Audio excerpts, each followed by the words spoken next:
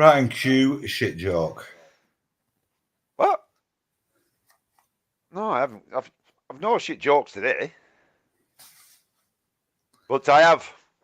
Well, I've got I've got a bit of a problem because I've been trying to get an appointment, right, to see me doctor for ages, and well, I finally saw him on Tuesday, and I showed him the rash on me bollocks, but he just completely annoyed me and just kept pushing his trolley around Tesco's. Steve, we've done it! We're on Big Telly! Albertino. Smash the like button, you slags! Not just the slag, everybody else. Would you like to tickle my neck? Would you like to tickle it, Steve? Would you like to pull it? Steve, would you like to pull it? What? He's bossing.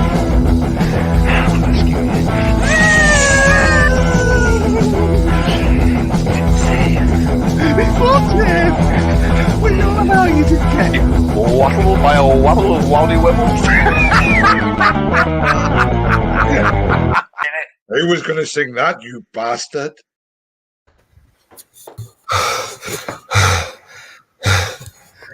The fucking speakers have gone off. I get my new speakers are not working. Oh my god! Right, where are you, Warren? They've gone off. Oh my god! I'm only kidding. I'm pouring a beer. What's The headphones have gone off. Oh god, you're so shit.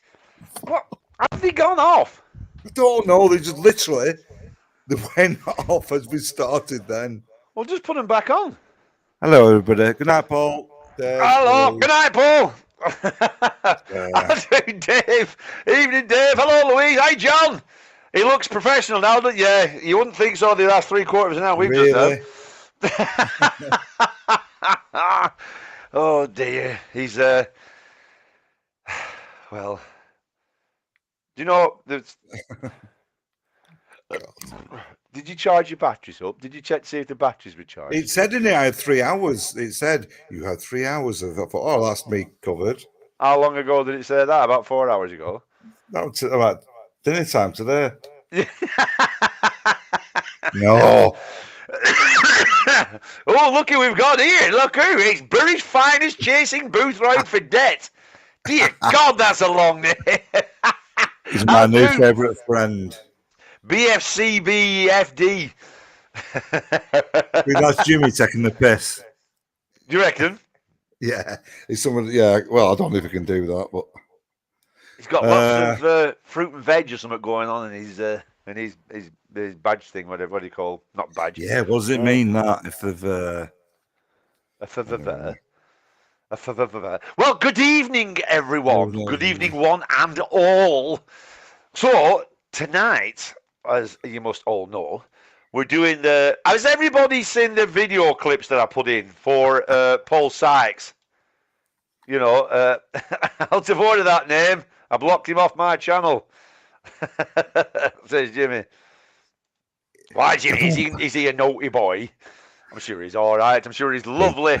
He's bloody staying on ours. I love that. Yeah, it is a good name, that. I still think it's you, Jimmy. Bruce, finest chasing Boothroyd. I don't even get that. Anyway, yeah, so we're doing old Paul Sykes.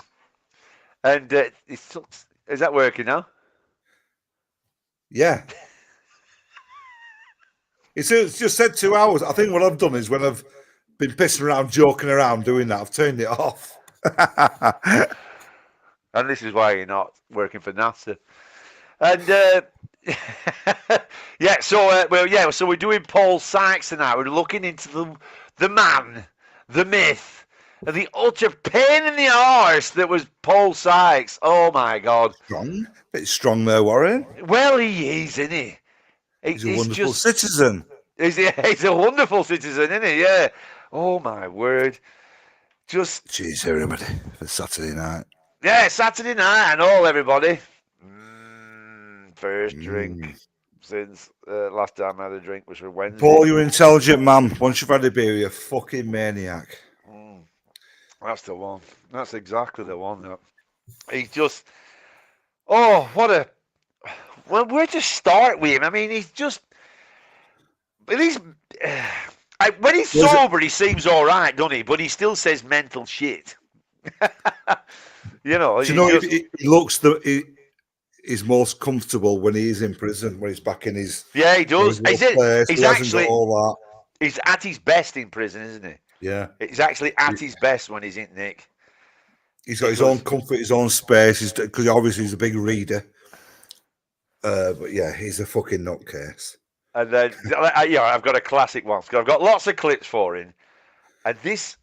Oh God! Where, let me find this. Oh, this is it.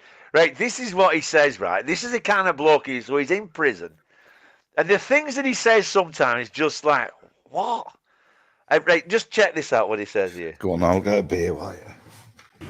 I am one of a very, very small minority of Great Britons with a written set of statutory rights. I have got rights. Can you say the same? Yes. Yes! Everybody has rights, you fucking moron!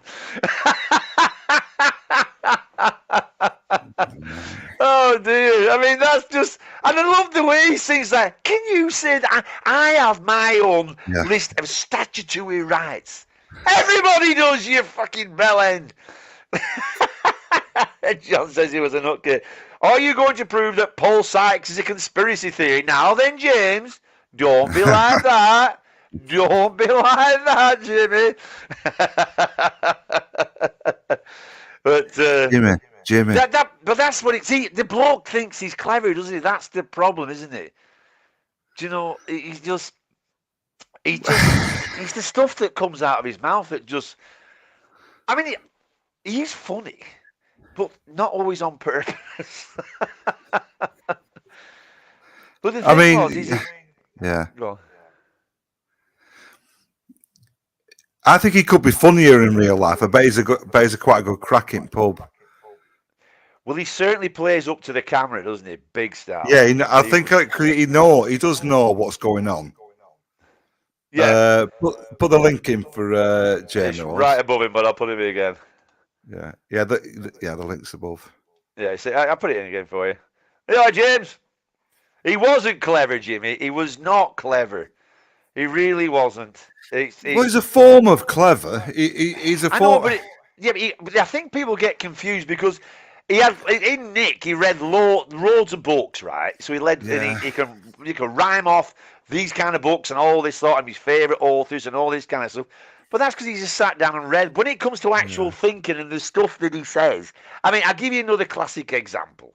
Yeah, this is just really funny. Where are we? I've got it. Oh God, I've got that many clips here. Oh, this is it. Yeah, this is another classic Paul Sykes. What I like doing on Kath. I've told you my statutory right in prison is to be in a room where you don't require artificial light. Yeah, why is that? Because it's medical. If it's a statutory right, it's medical. So. I mean, just a little bit further light. It's like they're already up. Yeah, I know. It's going up. What are you doing? And she's like, oh yeah, that makes all the difference. That doesn't. She's got that smile of, oh no, I'm going to get twatted for that. Yeah, sorry, Paul. Paul. Oh dear. Yes, Paul. Yeah, James, the link's there, pal. But yeah, it's when he gets out and goes home, turn lights off, open curtains. Yes, Paul. I know he's just the stuff that he says and does. Good timing, John. Yeah, and and he's just so weird, isn't he? I mean, I bet it's a good book. Sweet Agony.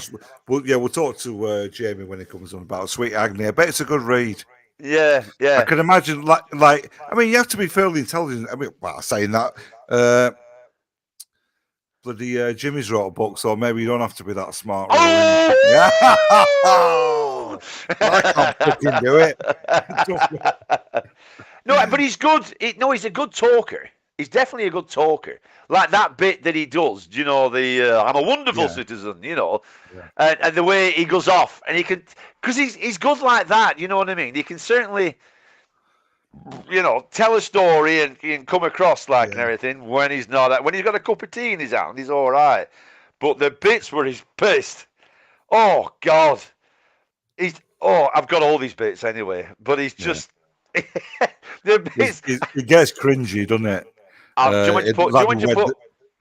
Well, no, I'm not going to put that on yet, but I'll put this. I'll do, Lordy. I'll do, Pete. Right, check this out. I just pissed myself laughing with this. This is so funny. Right, you watch this. But for me, I like being drunk, and in fact, I've never had any complaints about me being drunk. You know, if I have got drunk, I still manage to keep my wits about me, although I don't remember that I have done.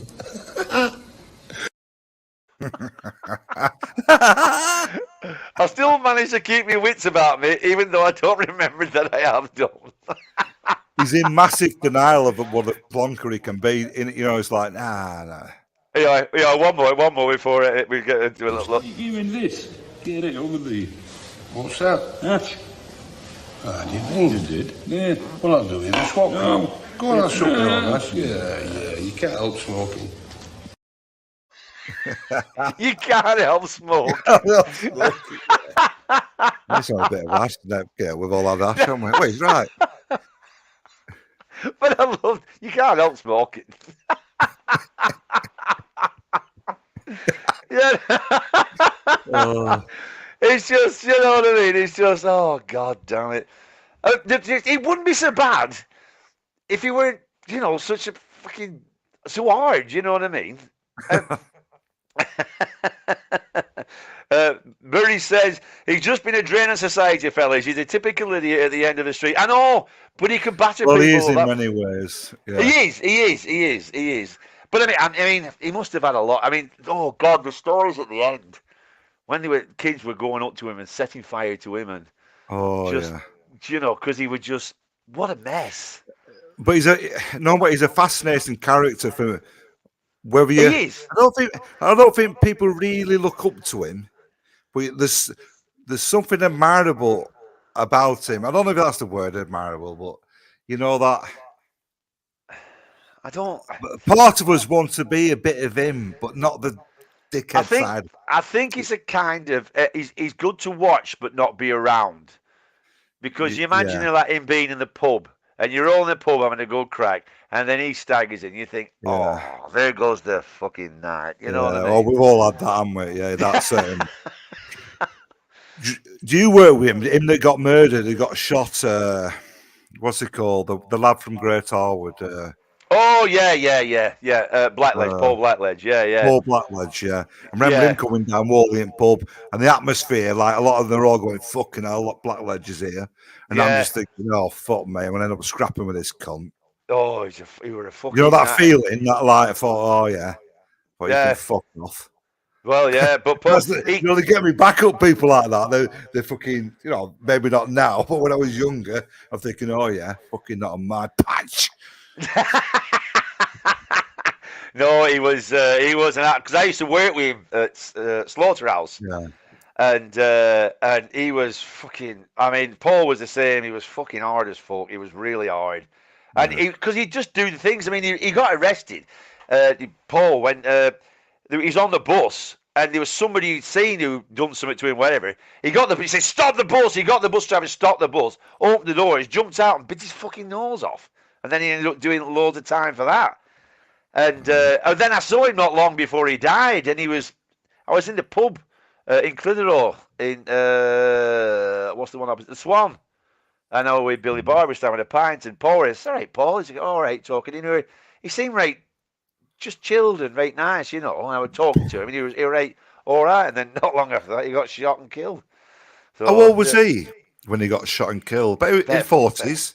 40s, Mid-40s, yeah. early Yeah, 40s. mid-40s, yeah. That was the second time he got shot. That was the second time. Yeah. He'd been shot before. He got a double shotgun it back, got up, picked himself up, got up and battered the fucking bloke that shot him. And then the other time, he got done proper, you know. But, but it's one of those, and are there still characters like that now? Do you think? Yeah, of course there will be. There must be. I know, but it's do you remember when we were talking to Andy on Wednesday, and he said you don't get characters like that anymore. I thought you must do. You must get characters like that. Yeah, I can't see why not. No, it's kind of bizarre and everything. Because I was listening today. Sorry, go on. No, I think just some way it's changed, as in like you're not going to get the characters. Characters will still be there. It's just how the accents have changed, and that I think Jamie's here. Are you getting him on, Woz? Yeah, I'll bring him on. Hello, Jamie. How you doing, mate? Sorry, it took a bit of faffing on. I've got a new phone, so I didn't know, but I've got you in anyway. So, well, if you need a lift with any technology, I'm your man. Oh, the nightmares that we've had, Jamie, with Steve. He bought headphones and everything fell apart. Right, so what's the subject then? What's the subject tonight? Is it? Well, it's Paul Sykes. Paul Sykes. Right. Yeah. And we're starting at like the fascination of him, of why we're fascinated into somebody really is a fucking absolute knobhead in many ways. Yeah. Do you know what I mean? Absolutely. Well, listen. I fully understand, but that absolute bastard of a knobhead has sent me to write 20 odd books now and become a different profession, and that only come purely because I discovered who Paul Sykes was and wanted to know more. So there was no books out there. There was no document. Well, there was Paul Sykes' book. There was the documentary.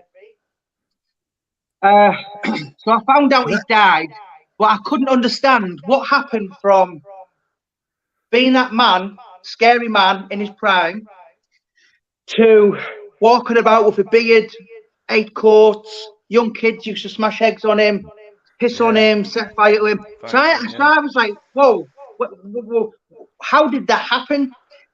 So I basically just walked in the story and met all the characters and produced. And obviously, there's a lot of people like us who were just like, hang on a minute, who's this guy? I want to know more about him. Yeah. But the thing is, the thing that bothers me a lot about him is how much. Because he was 2 guys, wasn't he? He was the sober guy. Well, 3 guys. There was 3 different guys, wasn't he? He was the family man, the man at home drinking his tea. He was the guy who was in prison, which was the best place for him because he was at his best when he was in the nick. And then there was the ultimate nightmare of pisshead. Do you know what I mean? You had like 3 different fellas there, didn't you? And but the fear that people talk about of when he came in to the pub.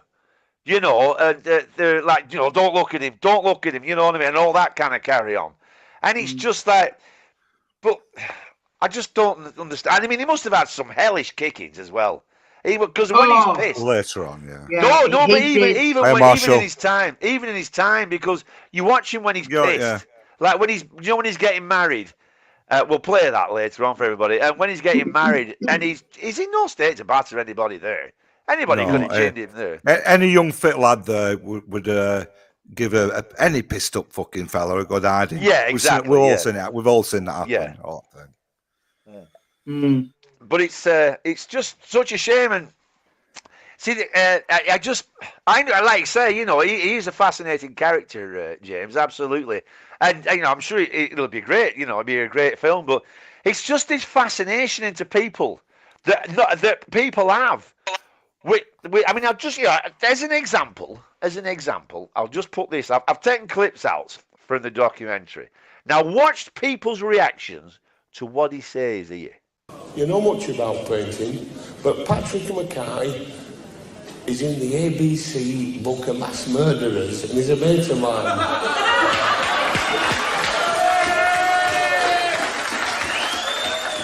I'm doing this because I want. He's in the ABC book of mass murderers, and he's a mate of mine, and everybody No, he's cheers and joking. claps. No, It's a joke, isn't it?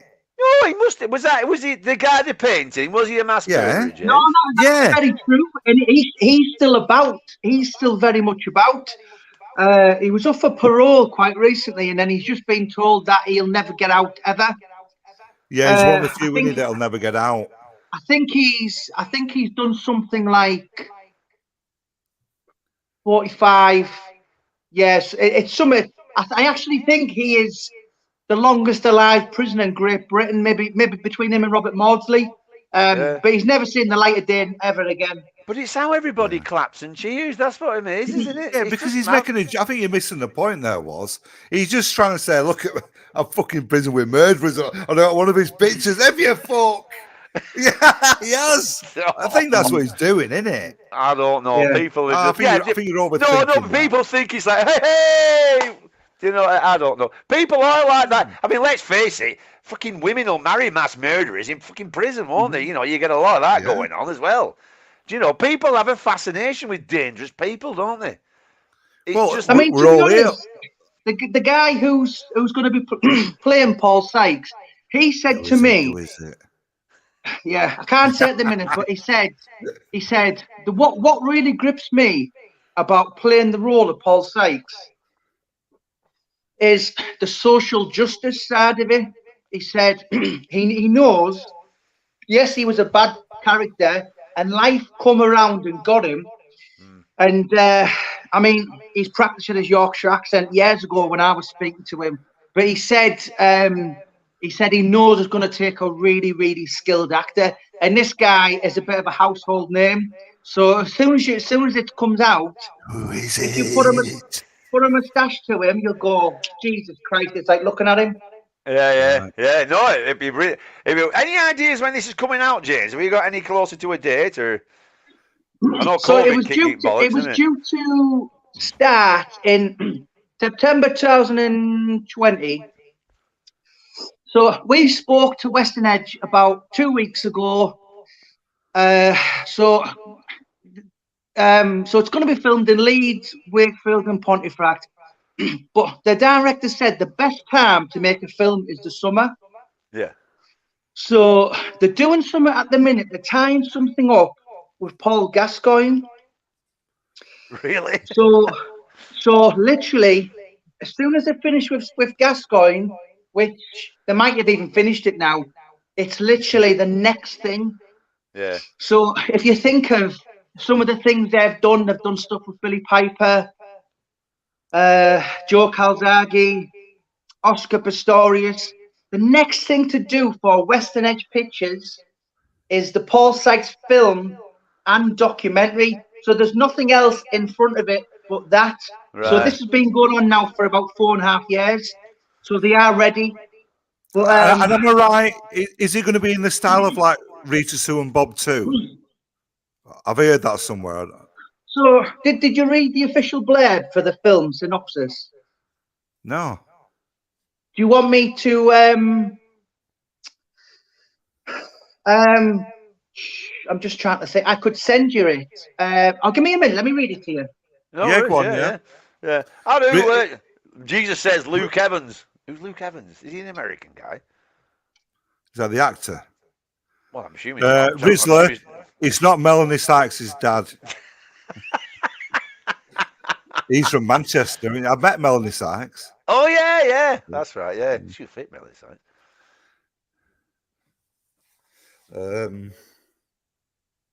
You mean gonna? I know Vincent and That's Michael on the Hickney way. from the Carl Bridgewater case, the innocent Birmingham 5. Oh, that drunken Right, round was a so- shame. Sorry, go on, pal. Yep. So this is the official synopsis for the film. So it's going to be a comedy. So the status is it's in development, and it's been written by Leo Bill and Vaughan Civil. So based on the fascinating true story set in the 1980s, Paul Sykes has spent most of his adult life in and out of jail. A local legend in Yorkshire, He is loved and loved in equal measure. If you get on the wrong side of him, it's to the end. It's to end in injury. He is a thug, but not a mindless thug. In fact, his intelligence is part of his downfall. Whilst in jail, he has educated himself and written a novel about his life. Now he is out, he is determined to make something of himself. Can he resist the temptation of such a well-paid thuggery? Can he adjust to the chaos of life without prison rules he used to be living by?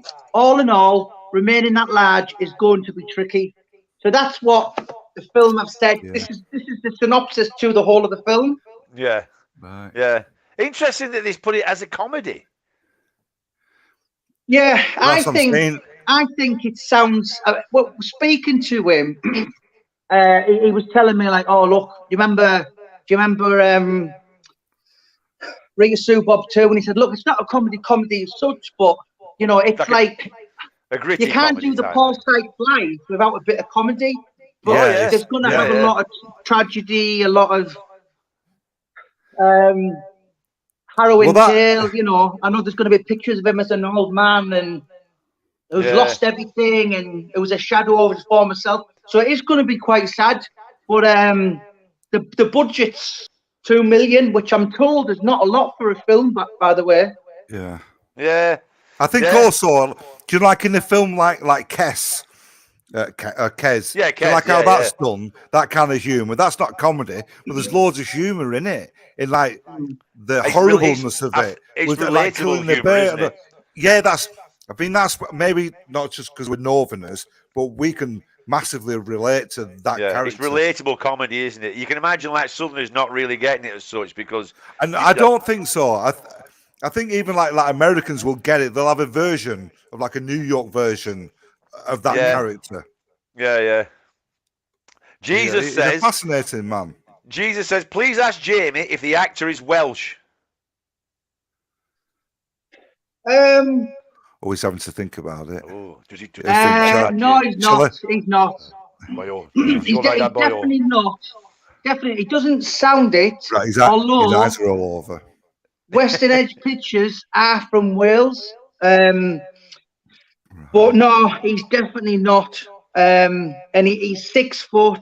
I think he's 43 now, 42, 43. So Paul Sykes at the start of the film is 43. So it's going to be perfect. Yeah. Oh, he knows he's going to put weight on. I mean, I've actually seen a picture of the actor with the black hair as it normally is. Yeah. But you must put a moustache on and fucking hell. And I said to him, I said, "You there? That's it. You there you are. That's it. That's Paul Sykes in 1990." And he's going to have to work out a bit because he had a cracking build, didn't he? Did Paul Sykes to his fur, didn't he? Well, he was supposed to be strong as fuck, weren't he? He said that big, strong bloke build, that thick-wristed and... well, his hands are massive as well, didn't he? I mean, his boxing career is a shame, innit? Because he's starting at 30 years old. Yeah. Obviously, he's done lots of training with his dad. He's done a lot of training with, obviously, because his dad's been into the boxing, so he probably did more than the average person, put it that way. But to actually really get into it at 30... It was a shame, but he also got to Gardner so quick, though, didn't he? Do you know? Because he had right till the end. Yeah, but he did get there really. Because after that, he was fighting Spinks, weren't he? After that, if he'd have won that fight, he was fighting Spinks then Holmes. Yeah. Let me give you an example of how fast Paul Sykes was fast tracked. So he knocked out Neville Mead, who was absolute dynamite. Neville Mead's 20 fights, right? 18 of them, he knocked them cold. And I'm not talking about 8, 9, 10. It was like people unconscious. And he hit Paul Sykes that hard. In the 3rd round, Sykes done a complete U-turn, come back on himself. And just to get up from it, John Spencer said to me it was unbelievable. And he got up and flattened Neville Mead. But 3 years after Sykes knocked him out, Neville Mead then come back. I think it was against Gordon Ferris, and he won the British heavyweight title 3 years after Sykes knocked him out. So that just shows that Sykes, that level of, John Spencer said to me, there were so many fighters around who couldn't have lived with Sykes, who were British, Commonwealth, even European champions. But, I mean, if it had been John L. Gardner, the plan was to face Spinks, Leon Spinks, and then Holmes, and then he was going to fight Larry Holmes. So he was going to be fast-tracked. So that just shows that he wasn't hanging around. But did he do it more? How did he manage to get fast-tracked like that? They had a lot of hope. Well, what I heard, they had a lot of hope in him, and because he's 30, he hasn't got that much time. You can't go through the whole, that's it. To answer that question, in his second professional fight, right? Now, normally, before you box for a title, I mean, back in them days, it was 15 fights. These days, maybe at flyweight, you could box for 8, 9 fights. Lemonchenko had that amazing, pretty much fast track, didn't he? How he went, didn't he? Yeah. Yeah, but he won a couple of Olympics. So Sykes come out, right? And in his second professional fight, fought Neil Malpass for a Central Area heavyweight title. And so to win one of them, you've got to be, I think you've got to be ranked within the top 10 in Britain. Yeah. So, that just, it was needless, really. Back then, when you were 30, you were classed as retiring, but, these days, a lot of people with the anabolic steroids and all this kind of thing, with the conditioning. It's just the fitness as well, But at the time, Sykes said, he's a statistic for you from 17 years old to 30. Do you know how long he'd spent outside prison? Was it 21 years in prison over the last 26? Was it something like that? Yeah, but so he'd spent 9 months outside prison from the age of 17 to 30. So when Paul Sykes goes on record and he says, when I got out, I was still a 17-year-old boy. Yeah. 30-year-old man. I still kind of fancied 15-year-olds because he'd never been around girls or lads his own age. Yeah. So that, that's a good point. That's a good point. That's a really good point. Yeah. No, but I've never thought of that side, James. You know what I mean? Like you say, but what the a way, shame, isn't it? Yeah. So he never matured, really, did he? Not at all. In society, he didn't mature in society. That's what I mean. Yeah. Because I mean, in prison, that's just a completely different world, isn't it? Completely. And I tell you what, with the boxing as well, I've got a bit here that kind of shows this side of him. I can't weigh up first. I thought, is he playing to the camera here? But I don't think he is. It's when he knocked that black lad out and he put him in hospital. Oh, yeah. Do you remember? And then you see, I'll show you this. I saw the kid dead, and 3,000 miles from home. Nobody, no family, no anything. Don't worry, he did break down. He did break down. It's all right, Paul. American Dave Wilson needed a month in hospital. Do you know See, what I mean? I think it's genuine there. I spoke to 2 people regarding that. And 2 were very, very close friends. I mean, I remember talking to Paul's sister, and she said that really cut him up. And then I spoke to someone, he's no longer here now, one of his really close friends, and he said, you know what? I was talking to him on that day, and he was laughing about it. He said, the Paul I knew just never felt bad for anyone. Yeah. So he was definitely a guy of mixed emotions. But he knew how to play that. He knew how to play that camera, though, Jimmy, didn't he? He proper knew how to play that camera. Do you know what I mean? Yeah. Because like he did the scene with his lads, didn't he? Do you know, with the money? Remember, I watched it with you, like on one of your shows. Saying how that was set up because you spoke to his lad, didn't you? And all that when was it's out set prison up. to see him. Yeah, that's right. And then the scene with the.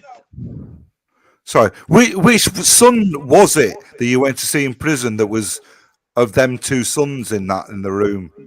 So I went to see Paul Sykes Jr. So he was the tall one. Right. The one sat near him. Yeah. But the big hard so one, there's a big hard bastard in the who's been in the Strange Ways. No, that's not him. And Paul Sykes never had any. He never had anything to do with. He wasn't allowed because his mum Wendy had an injunction out on him. Right. Well, that didn't work, did He's it? actually sent me messages to go and see him and everything. Really?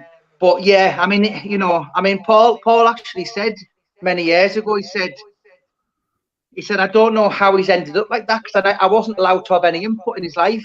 But of course, the apple doesn't fall far from the tree, does it, genetically?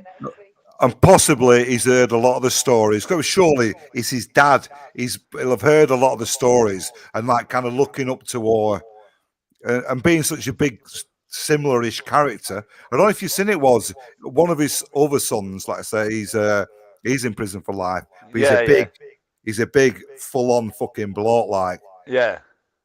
But see, but the thing is, like, sorry, well, I can get him back to you. I just want to. Yeah, sorry. But he could definitely play to the camera, though, couldn't he? Because, like I said, and the Taylor thing was all set up as well, wasn't it? When he went to get that suit as well, wasn't it? Wasn't that right, James? Am I right there? Do you know what John Spenceley said to me? He said, Jamie. He said, I've been in his company, right? When some celebrities have been like, whoa, John, where did you find him? He said he could do anything. He was a genius. Yeah. He said, well, if you put him in charge of like a grocery store, he said he'd fucking wreck it. He said he never knew how to do the most simple things, and everything was with that. He wasn't blessed with patience. Yeah, that's him. That's fucking him, that Jimmy. I think he's still alive, isn't he? The old Taylor, the old fruity guy, still alive. He's where's he? He lives in Rothwell, and do you know what? He just looks the same, but he's completely bald now. Just looks the same. Yeah. I can't picture what he looked like now. Did he ever? We got a clip here from Jesus. Ask Jamie about the medium and Paul's sister, plus his own spooky experience. What's that, Jimmy? All right. Yeah. Good question.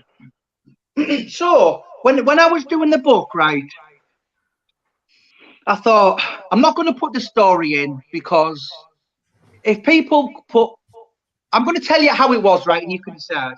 No, go on, yeah. So when I started doing the book, Paul's sister come and stayed with me. And then afterwards, some things started to happen. She was texting me and ringing me saying, "Is our Paul still there?" And bin lid started banging. A boxing bell started going off. One chapter of the book. Now, have you ever seen Poltergeist when it just starts tapping and going all over the place? Yeah. That's what happened. One chapter completely disappeared. He was a guy called Robert Ramsden. He used to run the Lupset shop. So I had to interview him again because that completely the gremlins, it just vanished. And when I got my house cleansed by these spiritual people, nothing ever happened ever again. So, but Kay said to me, she said, every single time she goes to these, like mediums. Yeah. She said, always comes. She said, there's an old man with 2 dogs, and she said, that's my dad. And then all of a sudden, this spirit will come and start being abusive and swearing, and at one point wanted the medium to start drinking, like trying to nick the pint through the body. And she's had some unbelievable experiences, but I was aware that if I put that in the book, people would have just went, oh, fuck off. But it's true. And people can think what they want, but I never put it in the book. But that's just happened, and people can think what they want of it. Yeah. No, that's fair enough. Is that? No, that's fair enough. Like, but well, that's another show in itself, isn't it? And the thing when do you reckon I could pull off a Dennis Flint there, Jamie? Somebody's Yeah, I saying was in just chat, thinking that. does Jamie see a future for a was as Dennis Flint impersonator? Thank you very much, Jesus. When you were talking before about Paul's sons, how much of an effect did you think his dad, Paul Sykes, his dad had on him? Because he gave him some pain, didn't he, when he was you crack him and everything, wouldn't he, for no reason, and then buying chocolate. Yeah. So Paul Sykes was born in '46. So the brutality he received was from the 1950s. Yeah. So he started getting in trouble with the police from about 1961. So that was when Walter couldn't really control him, and it was a case of be careful what you wish for now, because you've got this huge son, pugilistically skilled, you know, so you can't control him. And you know, in my opinion, from spending a lot of time in various of the Sykes family's company and close friends, I personally think little Paul would have been put into care. But you know, back then, if your dad beat you up and your dad beat your mum up and he was an alcoholic, it was kind of socially accepted. But today, it just wouldn't be allowed. Yeah. No, it was. He was definitely like that at the time. Thank God them days. Yeah, I know. Do you know, it's just. I spoke to Delroy Showers and he said he was basically, Paul was very much made, and the scars of his young life he never really healed from, and that's what basically turned him into the Paul Sykes that we all know today. But you know, not many people think, oh, he's only interested in young girls, he's an animal, and he's a piece. Hang on. Yeah. So when he went away at 17, we shouldn't have been in a men's prison till he was 18. He was put in Wakefield, which doesn't house anyone under the age of 21. Yeah. So from 17 to 30, you know, that's a huge part of a young man's adolescence, growing up and making the mistakes. And when he got out of prison in March 1977, then he spent, that's 9 months in total. So there was a bit in 1973, there's a bit in 1974. So that, you know, that would probably, I think probably a lot of people have never found out, maybe till now. But that when you think and you put the cards on the table and you think, well, any human being would struggle if you'd been took away in 13 years of your life behind the door, and then you're getting out, and all of a sudden you've got women all over, and you know. Yeah. I mean, me and Wars have talked about. Wait a minute, is these fucking things gone off? No, am I there? Yeah, we can hear you. Yeah. Oh no, they're here. We have talked about the his sexual side and all the rumors and blah blah blah, but we kind of decided not to fully go there with, because that's almost like another show in itself, isn't it? Yeah.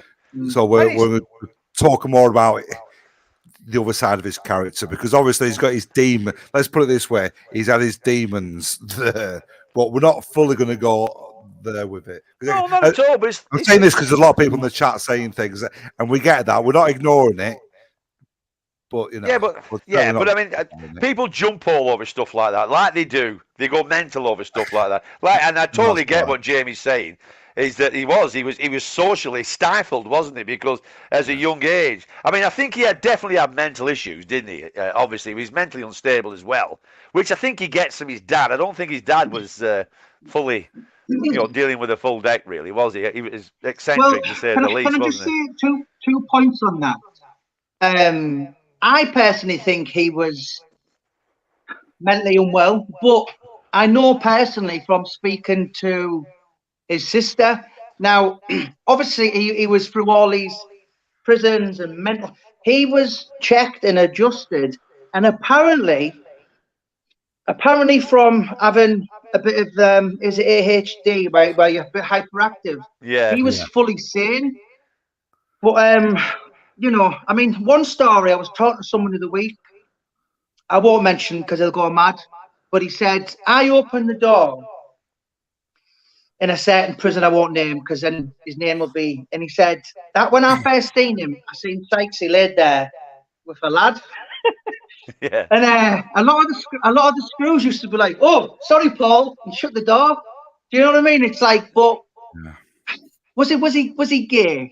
Listen, Paul Sykes Jr. said to me, right, when I went to see him 6 years ago in prison, he said, "Listen, if our dad was here now, he'd have said, well, I have sex with blokes, so what?" Yeah, it doesn't matter that he's gay. If he But was gay or bi, does it? You know. yeah, but obviously there's a lot of things being suggested and banned about on the internet, and I spoke to the top chief of Wakefield Police, and I couldn't believe he'd even speak to me. Yeah. And he said, "Jamie, I'll tell you exactly how it was, but you've got to keep me." So he gave me a 20-page interview for the book, the final book I done, which is Paul Sykes' Final Agony. And he said, I couldn't stand the bastard. He said, you know, I knew him from when he was in his prime, and we'd have to send half a Wood Street Nick to go get him. And I knew him when a gush of wind would have blew him over, and all he could do was spit at you because he could hardly walk, and he was still nasty, but the physical violence had gone. Yeah. And he said, I've looked through his very impressive CRB or whatever it was. The facts of the matter is, he never had one conviction for anything like that. Yeah. That's not me being in the Paul Sykes fan club. I'm just establishing a fact. Yeah. So the fact is, you know, it's all hearsay. But the thing that annoys me with all that carry on is why people are fascinated by sexuality. I mean, that's all a bit. So what, really, isn't it? Which it's interesting. A big, strong alpha male like that, but really, he was. Well, it happens a lot, though. When you look back into a lot of people's lives, it's just more interesting about the story. It's just all more fascination about the guy. It's like, wow. I mean, does it make it real? I don't know. I feel like it's the kind of thing that people just say to go, you know, really, blah blah blah. He done this or he's done that, and Smokey Joe said he's met him. Yeah, we've got Smokey. I met Paul outside the kitchen on D-Wing in Durham. I think it was 1989. Yeah, but you speak to him, Joe? Yeah, he. Sorry. I was just going to say, Sykes got out on September the 11th, 89. But Delroy Shower said to me, yes, he indulged in girly geezers, is what he said. But he said it was only something he did behind the wall. He said when he was outside, he would never do things like that. Yeah. And we've all heard of like Reggie Cray doing it and all that, but I think there must have been something gay because the biggest sentence Paul Sykes was ever given in his life was 7 years, and I think he'd done 5 because he was never given parole. I think he always done 2/3 of his sentence, so it's not a long time really to need to start and resort having sex with men. You know, maybe if you're doing 20 years or whatever, then I don't know. But you know, it's time's relative though in prison. It's you know, one day could feel like 100. You know what I mean? It's unless you really experience prison, it's quite relative to. And I guess sexually wise. But it worked so well for Paul, the prison in a way, though, didn't it? Because it's where he got pretty much his education. I mean, his fitness. Because I remember watching one of the videos with his trainer, and he was hard to commit. Strong, weren't he? Yeah, but it was hard to get him to commit in the gym, wasn't it? Strange that I thought of that. I thought you think in that being that prison environment where he's obviously be keen mad on the gym and that, you'd have thought it hasn't installed in him in that way with the boxing, had it? Yeah, I think because he's got once he can get hold of the beer, it changes everything. You made it. Oh, just lost you, Jimmy. All right, Jimmy, we just lost you there, pal. Are you back? Can't hear you, mate. Can't hear you, Jimmy. Hey, you're still on screen. Can you hear me now? Yeah, I can hear you now, pal. Sorry, Jimmy, what were you saying then? You just cut as you were saying something then. Right. So what I was saying, it was a good point that you brought up. And it was basically anything Paul Sykes did in life, whether it be good, he did it in prison. Yeah. He basically written Sweet Agony in prison. He got That's all right. his qualifications inside prison. And maybe the greatest crime of all Paul Sykes never did was write any more books. And in my opinion, that was because there was too many bad habits for him on outside. You know, yeah, it's when he was outside, there was the drink, there was the women. I mean, what John Spencer's got a cracking story about when Paul Sykes had sex with 5 different women in Newcastle in one night, and it's not a lie because John was actually there, Yeah, who yeah. witnessed it all. Yeah. Well, you can Oh no, I believe bet, it. I bet, I bet he could definitely pull birds. Yeah, he's Yeah, got yeah. that about him. He's not shy. He's big and confident. I But can do you totally know believe what? that. Paul in his Paul in his prime, he was quite a handsome man. Yeah. And I know people who were in it. I mean, who were in Durham prison. He said after when he retired from boxing, but he said, you know what, Jamie? He said he wouldn't even let anyone in the wing smoke. That's right. So Yeah. everyone in Durham prison who wanted to be on, I think it was A wing or B wing, had to go on another wing because Paul Sykes wouldn't let anyone smoke if he was on that wing. Really? But I thought he was Yeah. a big smoker. No, not until like when he'd retired. But he certainly didn't smoke. He was really against it. Dennis Lynn And didn't like him obviously, coming around smoking, did he? yeah, you know, Do you think? Paul was one of them people who he knew everything about the human body. He knew what you should wear. He knew like the sprints. He knew what vitamins you should take. He just knew everything, and how he did know that was by reading. Yeah. I've had a lot to do this year with Michael and Delroy Showers, and when I've got to know them and spent a bit of time in their company, it's easy to understand why they all are so alike in their thirst for knowledge. Smokey Joe says he's related to Delroy. All right. Yeah, yeah, he does. Yeah. Yeah, Smokey. Just put it up. Yeah, Smokey Joe says I'm related to Delroy, and he says I would like to meet Jamie. I have a story. I bet you get that a lot, Jamie.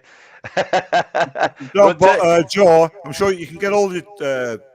But where's the best way to get hold of Jamie? Smokey Joe, if you give me a message on Twitter at Jamie Boyle 10 or on Facebook Jamie Boyle Author, and we can have a chat, mate. That'd be fantastic. Jamie, I got hold of Jamie today through the Facebook thing. Do you think, Jamie, that do you know, like you say, it's a shame he didn't write his other books and stuff.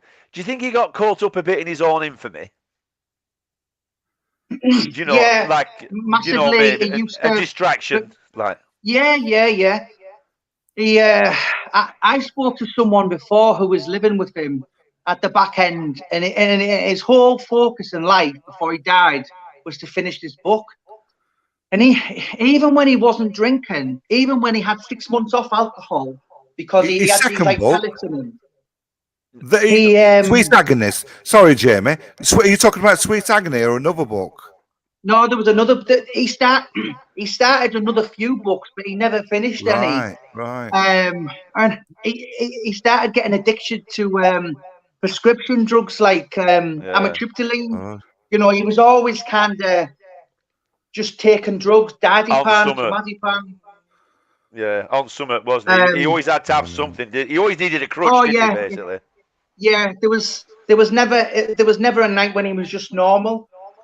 You know, even towards the end of his, I mean, he started going to church purely because they give tea and biscuits out, and then when he started getting in there, he started heckling them, and then after a while, he started really getting into it, and he could relay passages from the Bible and everything, and he was just kind of seen at the end as just one of them, and people thought the world of him. So I don't know. Maybe at the end of his life he was truly forgiven for the way he'd been. But there's only one person who knows, and whether he's up there or he's down there, I don't know. Yeah, but it's a weird. Oh God, I mean, it is like you said, you know, especially talking to you now. I mean, he is. He definitely is. He's so complicated, isn't he, as a character? I mean, that's part of the fascination. Well, he's so His thickness, his intelligentness, his hardness, his all his problems. He's just a walking contradiction, isn't he? He's a complete walking contradiction, isn't he? I do feel a lot of us see as a part of us in him in some way.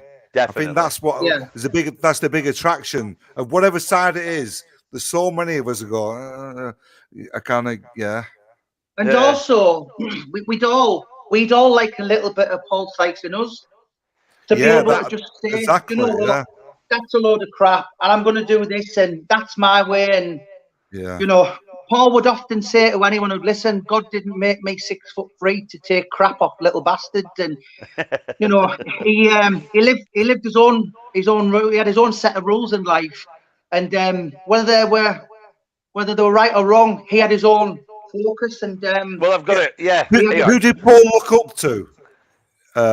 John Wayne. Is it? Yeah, John Wayne. Obsessed. He was obsessed with John Wayne. I've just got a bit here. Look. I'm an expert at violence. I've been at it all my life. I'm not a thief. I'm not a liar. I'll watch a bunch of John Wayne pictures. He punches the bad guy on the chin. They cheer him. They give me time.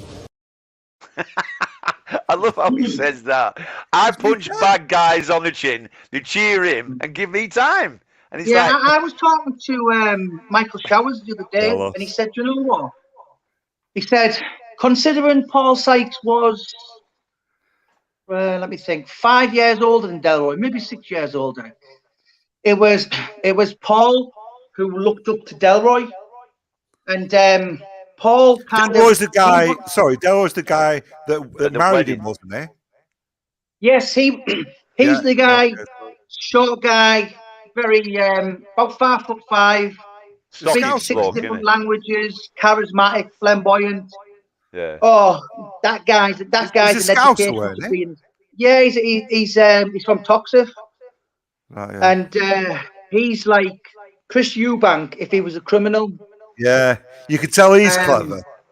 Oh, ridiculous! He's a mind blowing. Dave the Rave says, my dad knew Michael Showers when I was growing up in the Rocky Riots.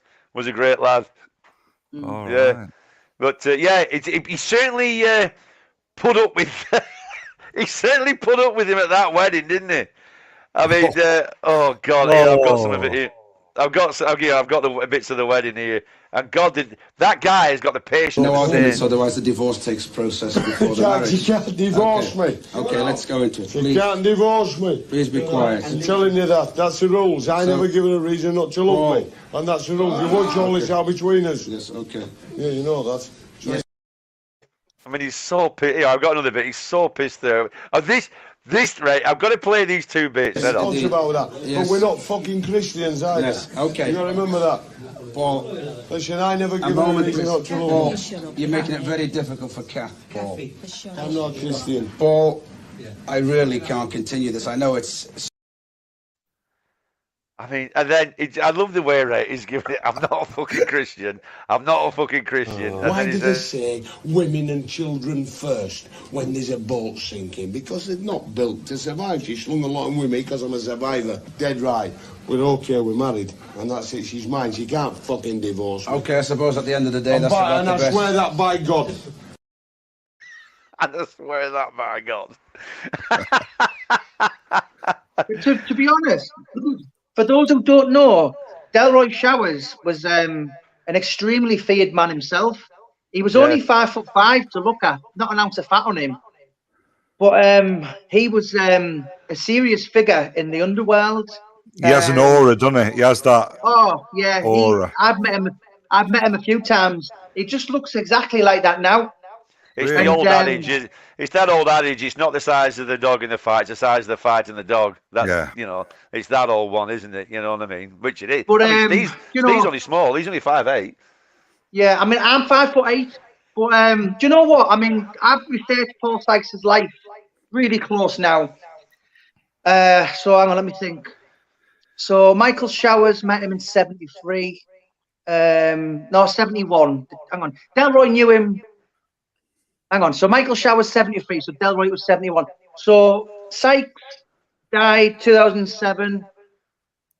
So for nearly 40 years, I think 35, 37 years, there was no one closer who completely got Paul. And me and Michael were talking about it the other day, and he said the reason Delroy Showers seemed to be in a lot of prisons with Paul was it was a bargaining tool, and Delroy was the only one who could control him. Control him, yeah. Off.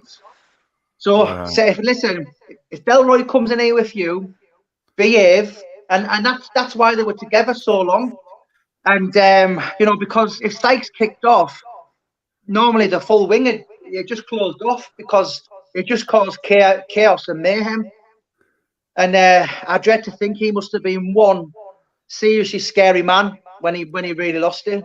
Well, absolutely, because like you said, like I was saying about about the size of the fight and the dog. Imagine that he's got that fight and he's 6'3". Do you know what I mean? I mean that's the thing, isn't it? Because he looks. I bet he was fast as well. Do you know, like when he wasn't pissed? But I mean, I bet he was fast. But he looks like he could have respect for people as well, for his elders, or do you know what I mean? He looks like he could, like, all right, no, yeah, he just looks. He has some like old school roots about him. He didn't for his dad. Well, no, yeah, no. I'm the only one that can call him a useless bastard. He says. Yeah. He walks. What's he say about walking in dog shit twice? What? Yeah. The only man I know who twice walked dog shit into house, like fucking. Every week or every other week. Well, the reason Walter was blind in one eye was Paul punched him years ago and he never recovered. Right. You know, but I mean, I know I've been quite friendly with one of Paul's three wives, and she's told me some horrific tales about, you know, Paul getting his all back in years later and getting old Walter, hiding him under the bed and keeping him there for days and that. So, you know, on that documentary, even Betty can come across as like, oh, you know, nice. She was actually worse than Walter. Oh no, I could see that. I could see that. When she said I'd have hung him, yeah, she was. When she said I'd have hung him, that was like woman. She size 9 feet. Yeah, really. Well, I think that's been missed a bit. It's all pointed to his dad and all that, but there's just something about her. You can imagine, you know. Wait a minute, you know. There's probably a lot to do with her as well, with the chocolate. When he gets his not small, a big chocolate. Yeah, but she said that though, didn't she? When she said I was disgusted. Yeah. When he first got sentenced, I was disgusted. Yeah, and I thought, what he done? Yeah, and I'd have hung him. I thought, what mother says that? What mother says that? I'd have hung him. I mean, mums are always unbelievably, even if the lad has, you know, the kid has a smoking gun, mothers usually defend him, don't they? But I don't know. Yeah. And then, to be honest, though, lads, it is an unbelievable documentary. And when I watched it, 2012, so 10 years ago now, I spent 3 years thinking, I need to find out more. And you know, the next couple of months and years, you'll notice lots of famous people coming along and movies and documentaries, and there'll be more people with other books. And honestly, that he's going to be huge one day. I mean, as I said, I think I've told a lot of people, Ricky Gervais, Robbie Williams, Jamie Carragher, Bob Mortimer, absolutely obsessed with Paul Sykes. I spoke to so many people, and they're just like, oh, the League of Gentlemen. Oh, honestly, there's just so many people. Well, I've heard you say like you've seen it, God knows how many times, over 100 times, whatever. And like me and Woz have kind of obsessed over Jaws. We watched that so many times. Yeah. But I could definitely watch that documentary again, like almost with a smile on my face in a few months. Yeah. I'll watch this again. It's so watchable. It's just, and you miss little bits then, and you. It is. Well, I think what it is because of all the different personalities that he has. Do you know? I think that's the thing. You're not just watching really one man, are you? Yeah. You're watching like multiple personalities going on, because he's definitely got some kind of schizo going on. The way he is. I mean, is that true? I can't. Is it true that he once sat in a pub with his stupid hat on, waiting for people to come over and take the piss so he could batter them? Well, that happened to. Well, Kay told me that his sister. He used to sit in a park called Thorn Park, and I mean and do it. But I remember John Spencer telling me he used to go out with this big cowboy hat on and wait for people to take the piss on him. So he obviously, but yeah, he was very much a loner, Paul Sykes. He was a one-man army, and just wherever he went, he just seemed to cause chaos. Bizarre that you say he's a loner, yet he could play to a crowd. That's kind of weird, isn't it?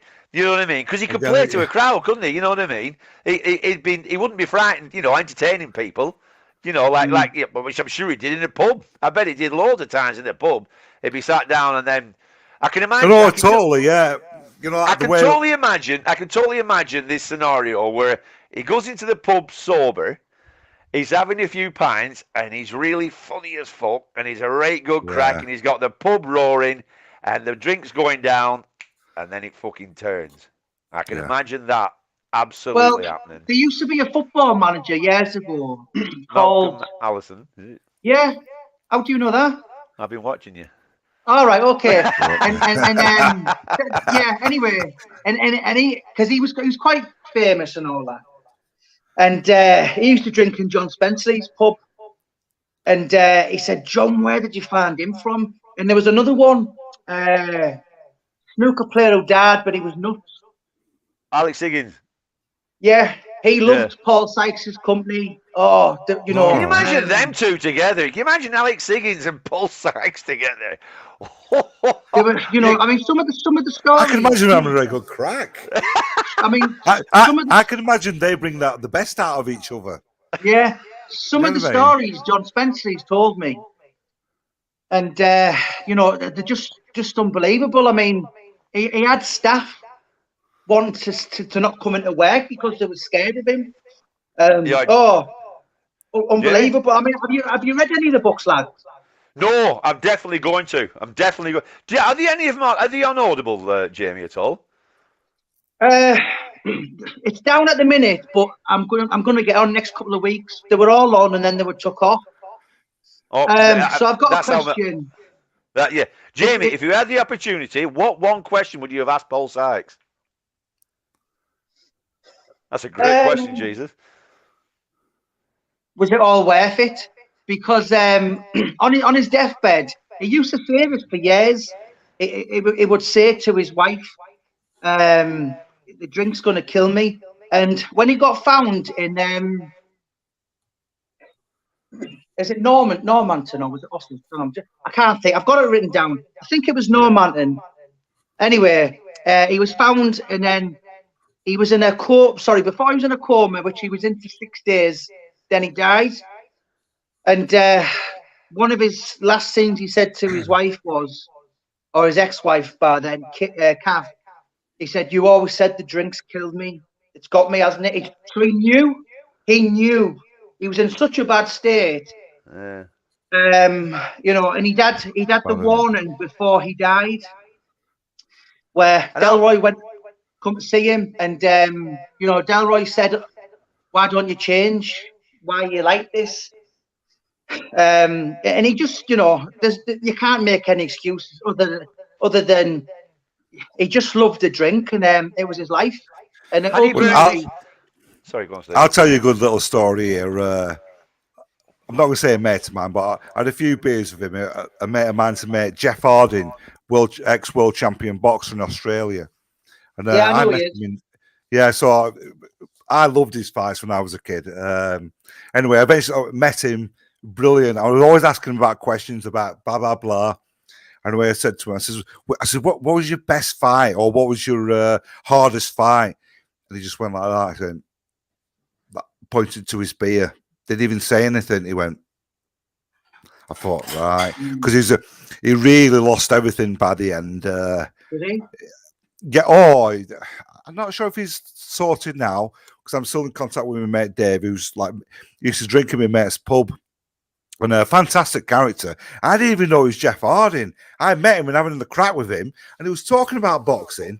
And the day after, I said to my mate Dave, I said he was good. I said Jeff was all right. I really liked him. He says, "You know who that is, don't you?" I went, "No." He says, "Jeff Harding."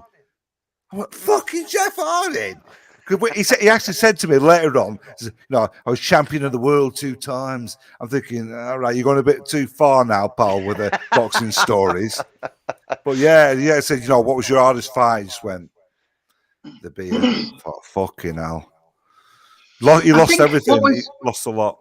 What was massive for me was, so I'm obviously a bit of a boxing historian, and I spoke with there's a guy called Colin Hart. You know who he is? No. Colin what? Colin Hart. So he's widely renowned in Britain as like the voice of boxing. He's like a historian. So he's been around. I'm just trying to think. He was born in the 1930s, so he must be about 88 now. He's still alive. And he's seen everyone. So he's basically been like the chief sports writer for the Sun for like 50 years or 60 years or whatever. And he said to me, the baddest guy to the core ever British boxing has ever had was Paul Sykes. He said there was no one ever more bad to the core than that man. So for him, for him to say that, among all the bad fighters over the years we've had, everyone getting out of prison, that's unbelievable, really, because he's seen the lot, and he said there was nobody I ever saw who was really bad. I'm just trying to think of it was just bad to the core as Paul Sykes was, and I think that really sums him up. But that would work against you anyway, wouldn't it, being like that as a boxer? You know what I mean? That I'm sure, I know there've been, of all the great boxers, I'm sure none of them, that was the thing, I mean, it's discipline, isn't it, and all that kind of stuff, I don't know, Tyson had some of that about him, didn't he, that really bad to the core type part of him. Well, like he was fighting it a lot, weren't he? Well, that's really interesting, because, have you seen the Teddy Atlas interview, Jamie, about Tyson? Yes, I have, yeah. Right, so when he said Tyson's only ever had 5 fights, and he's all 5-0, because they were the only time he was ever tested, proper tested, adversity, where his natural talent and skill wasn't enough. He needed more to beat him, and every time he lost.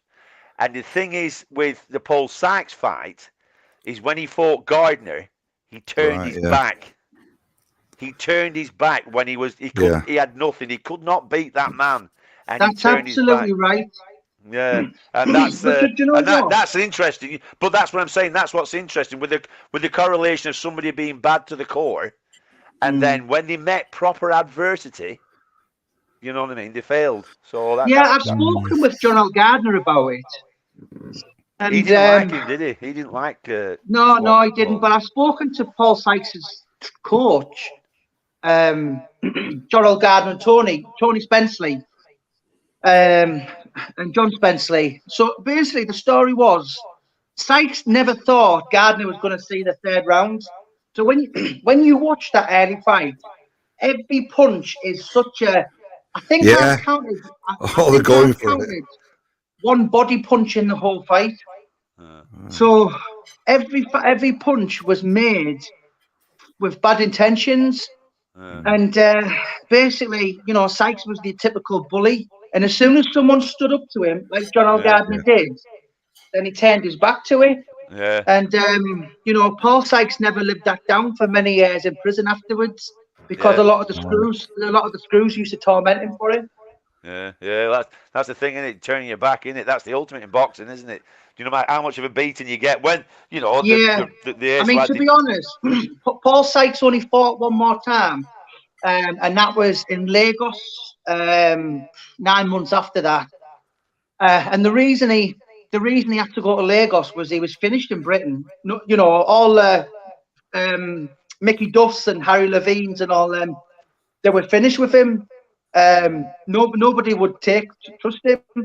And obviously he was going to go into the license. Somebody said it earlier. How true is it about all the places he went to? Yeah, Is there any Yeah. Sorry, bud. Yeah, I've spoken to someone who drove him, and I've spoken to people who've seen his passports. I mean, what was he can't doing name in the forests of North America? Oh, it was. So, I mean, have you not read the books, lads? No, I've not read the book. No. So so he was on the run for like a couple of months. So one story, particularly about let me just say the punching sharks. So that was true, but it was baby sharks. That's right. He owed the debt, didn't he? He owed the debt, Yeah, didn't he? £16,000 he swam, and a lot of people think, oh, he swam from the Straits of Johor, Malaysia to Singapore, whatever it was. That's actually only That's actually 0.6 of a mile. And Paul Sykes is probably an Olympic level swimmer. Yeah, he was phenomenal. He looks built to swim, doesn't he? Yeah, but I think a lot of people. Go on. I don't think he's saying he's ever punched a shark. He's saying if a shark would come my way, I'd just fucking whelp it. What he's not saying he actually really punched a shark. Yeah, he never. That's it. Yeah, he never said saying, like. I'm not bothered about sharks. If one comes, I'll fucking punch it in here. That's what he's saying, isn't it? Yeah. I mean, it's turned to be iconic, hasn't it? Yeah, it's brilliant. That scene's brilliant. I mean, that bit in the film. I mean, obviously, that's got to be the crown jewel in your actor's speech, isn't it? Is that? I mean, he must be thinking, I can't wait for that bit. For that speech, because it's a speech. And I know when the film's gonna come out, they've got to portray that bit. But do you know what? It's like, I mean, there's hours of footage never been seen as well. And yeah, I know so because I met Roger Greenwood and Nick Lord, who made that. Yeah. And I think that when the film comes out and when the documentary is getting made, people who are saying we're not going to release it, I think money talks. But I know there's other footage because he's invited me to go to his house and see it. So yeah, it's definitely the greatest documentary I've ever seen. Oh, it's fantastic. So the document, are they remaking redoing a documentary? Is that, or are they just doing this one? So the plan is, so they're going to make a film which starts from 1989 to the day Paul Sykes died. Yeah. But you said documentary. There's going to be two. There's going to be a film, and there's going to be a documentary. Right. So they're completely remaking the documentary. So what I can tell you is they're in talks now. Negotiations have went underway with the #1 80s band. That's all I'll say. The biggest band. The biggest band. Yes. The biggest band. I haven't said yes. I haven't said no. The biggest band of the 80s that's where the stumbling block is, because obviously to ask a certain 80s band to do the full soundtrack costs a lot of money. Yeah. So I'm assuming they're on board with the Paul Sykes story as well, though. I'm sure they must have seen the Paul. You know what I mean? You've got to have an interest in it. I know everything's money, but I mean, for that top 80s band, I mean, I'm assuming they wouldn't be wanting money, needing for money as such. So I would imagine that, they want to be associated with it, Well, that's one of the worrying aspects for me, because I know, see, I've spoken with certain people, and this big band could go, yes, we'll do that. And then they look into the Paul Sykes thing and they go, oh, he's an nonce and he's this and that. And then my worry is that people take a backward step. So it hasn't happened at the minute. But obviously, this is why we can't pronounce nothing till it's concrete. But what I will say is, I mean, if you think of some of them, what one actor was in This Is England is being said to be in this one. All right. Oh, that'd be great if that. So one of the main ones, and yeah. Well, the way that's done and filmed, that'd suit the Paul Sykes type thing, wouldn't it? Yeah. It's kind of the Shane Meadows thing. Yeah. But It's it has to have acting, that. not I acting, don't know isn't it? how. So it has to have that grittiness of Kes, though. Do you know how Kes were filmed? Yeah. It has to have the grittiness, though. You can't again, have a that's all- polished thing. I feel like that's kind of acting without acting, isn't it? It's basically going, this is the, Yes. you know, not fully to the script. It's Ad-libbing, very live and just go along with it, you know, ad-lib it, you know. Yeah. But I 'Cause mean, they work so well, don't they? But I think with in light of the documentary that everybody's watched now, I mean, especially the film, you've got to have that grainy shittiness about it. Do you know, like how it was back then? How everything looked back, you know, everything. I mean, if you look at all the when you go into Dennis Flint's house, I mean, it's a fucking disgrace, isn't it? He's got that table that's a Rolls Royce. I mean, you look at the wallpaper behind you. That table's still about. I bet it is. It? I bet it's worth a fucking fortune now. I know. Yeah. But I mean, you've got to get it. You've got to get that gritty, shitty thing about it, haven't you? Do you know what I mean? To get that feel.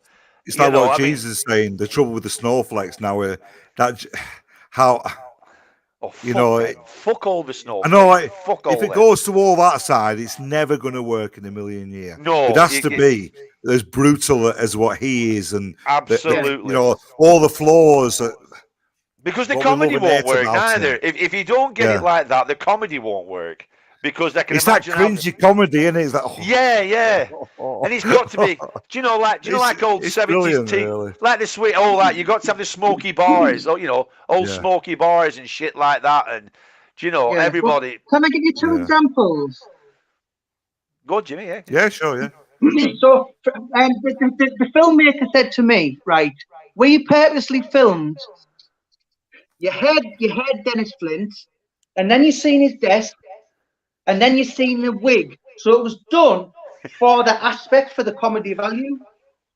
I didn't notice the wig. We're filming, we're filming the Paul Sykes, what was it, the bit? So you've got the mate man, he's in Avery's here, you know. So that was done purely by accident. So that was Paul Sykes, just being Paul Sykes.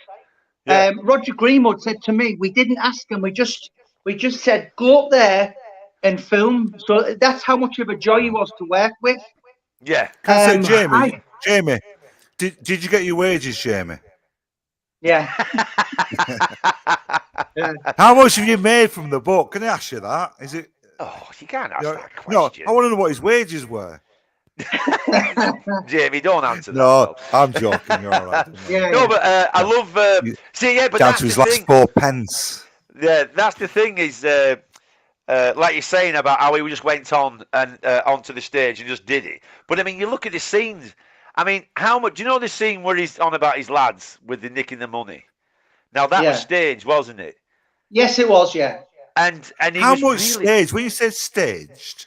Well, I think basically. Well, I'll give you an example. Right? Kenny told me that they were in his shop for over 3 hours, and he lost a lot of custom because Paul Sykes was in his shop and people didn't want to come in. This is the Taylor bit you're on about, not the nicking the money. Sorry, yeah. So they filmed that loads of times, one after the other, and it never got it quite right. So for that, I think it was 3 minutes. It took 3 hours. So they must have filmed that double figures. Yeah. So I don't want to piss on anyone's bonfire and say it was all like Geordie Shore, because it wasn't. Yeah. But Roger Greenwood and Nick Lord definitely had this script in the head where they were telling Paul to kind of play out little role, and that's how it played out. Yeah, but the one with his lads, I got the feel that he did. This is the scenario, and I kind of feel that he's playing that out himself. Do you know the way? Like he would do it. The way he goes on. Maybe set up, but that is how I would. Yeah. The way he talks, there's no way that's anywhere like scripted or anything like that. That's him. But I mean, so they probably said, right, you two have nicked some money, and right, go on, you're going to give him a bollock and whatever. And then I think they left it because that's the way it looks to me. But the way he left it, because he has that, and I know a bloke who I used to work for, and he was like Paul. He was and he was a bully, and he was a big. I wouldn't say he was hot. I mean, he was known. And I used to work with Tom. I used to do that up at Whittleston. Do you know what you worked there, Right. Steve, with him, Big Bill. What's it called? Sorry. Bill. I can't remember his last name. Big Bill. He was massive, and he was big. Right. Yeah. No, I remember you telling me. Yeah. And he was a cunt, massive pisshead, and he was the same. He was a notorious. But that's how he talked. He talked to me once. Like I was only young. I remember getting really fucking mad, and he looked at me one time. And when I had long hair, you remember back in band days, Steve? Yeah. And he sat there like, how can anybody sire that? Who'd sire that? And I was Sire? Yeah, fucking, make that. Fucking sire that, fucking breed that, you know what I mean? I've never heard that one. I've never heard you It's say that really before. old talk. It's really old talk, you know what I mean? Yeah. But I mean, that's Sire how they... that. Yeah, but the way, but it's the same way. Who'd sire that? What? He said that about you? Well, I was there, and he took us out. He wanted to go on piss one afternoon, and come on, he was a bit like because he was the same. He burnt all. Nobody liked him. He was a big fucking bully, and nobody liked him. So in order to go on piss, he basically paid people to go on the piss with him. So me and Tom were working. He said, "Come on, we're going for a drink." And I said, "Well, I've no money. Don't worry, I'm buying." Right, fair enough then. So he got us all like nice and pissed and everything. And then we went back to Tom's dad, and that's where he started to turn. Do you know what I mean? Like you can imagine, like Paul doing, And I remember fucking, and he was quite old as well. He must have been 60 odd then. And I was getting really mad because I'd have fucking twatted him. I really would have. He was pissed out of his head, but he was paying me wages. Do you know what I mean? And I was sat there fucking. You got your wages, did you, Warren? It's all I got your wages. I got my wages. I can't remember that bit where he puts these false teeth in his pint. Yeah, that's right. The old man who put his false teeth in his own pint so Paul won't drink is class. Yeah, I mean, that's an old trick. A folklore story. I tell you, he's something that the police told me. They said Adam Sykes one day hid in the police station because he was that scared of his dad, but he knew it was the only place in the whole of Wakefield his dad couldn't go in. So, yeah, it's unbelievable. Honestly, there's some stories you just think, wow, how, and honestly, listen, there's so many people interested in, but I think my books have obviously started the thing, and I think one day Paul Sykes will be my gift to the world, where everyone just thinks, fucking hell, what a character. And everyone start doing books and documentaries, and because there's so much about the Essex boys and the craze, and I think Paul Sykes is more interesting than any of them. Well, yeah, I mean, because that's another thing I was thinking. Like, what? I mean, out of all the the bad guys like the Lee Duffys and all that kind of stuff. So what was the thing with the Paul Sykes then? I mean, I know the governor's been done, so I can imagine doing that because I mean, obviously that's been done to death. But I mean, what was the thing? Was it? Were you looking for a story, or was it like? Was it just him? No. What it was is I was working and I got obsessed with Paul Sykes, where I'd done 2 books. So the first one come out, and I was like, and then all of a sudden I bumped into Delroy Showers, Ronnie Trelfall, David Dunford, all these the closest people you could ever find to Paul Sykes. Yeah. And I was like, I need to do another book. So the first one, Unfinished Agony, bestseller. Second one, bestseller. So when I'd kind of gotten over my Paul Sykes obsession, I was like, what do I do now? What do I write about? And then obviously I started on with boxing and Lee Duffy, and then another Paul Sykes one. It just so happened by luck, or probably 1 in a billion chance, that a film company have then bought the rights to this unbelievable one-off character to write the script from. And can you imagine the story of someone saying, "Well, you write a book," and then they'll, I wasn't even an author, and I didn't even know whether I was any good, and I was #1 bestseller above all these proper authors, and I'm just winging it. Yeah, that's a good story in itself. How the obsession of that has turned into what you're doing now. It's a good story. I am an accidental author, and if I'd have never come across Paul Sykes, I would have never written 1 book. I'd imagine if he come across so I hope I hope I've done his story justice. And Oh, no, yeah. I'm definitely Kenny going to read said your to books. me- I'm definitely going to read your books, definitely, because I am quite fascinated by. I mean, the more I've been watching about it, it was Steve that brought me to him. He said, watch this," you know what I mean? And that's where it all started, you know. Jesus says Duffy versus Sykes would have made for an interesting clash, because I heard you talking about, wasn't he going to fight Lenny McLean?